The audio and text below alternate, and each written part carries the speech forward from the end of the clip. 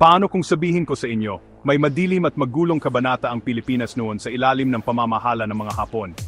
Mula 1942 hanggang 945, ang Pilipinas ay sinakop ng mga Hapon. Nagsimula ang pagsalakay sa mga pambobomba at nauwi sa pagkuha sa Maynila, ang ating kabisera. Malaki ang ipinagbago ng buhay. Mahigpit na batas militar, kakulangan sa pagkain, at mabibigat na parusa ang dinanas ng mga Pilipino. Ang mga Pilipinong lumalaban, na kilala bilang mga gerilya, ay matapang na lumaban at ginulo ang mga operasyon ng mga Hapon. Sa nakapanlulumong Bataan Death March noong 1942, libo-libong sundalong Pilipino at Amerikano ang pinilit na maglakad ng mahigit 60 milya sa ilalim ng malupit na kalagayan.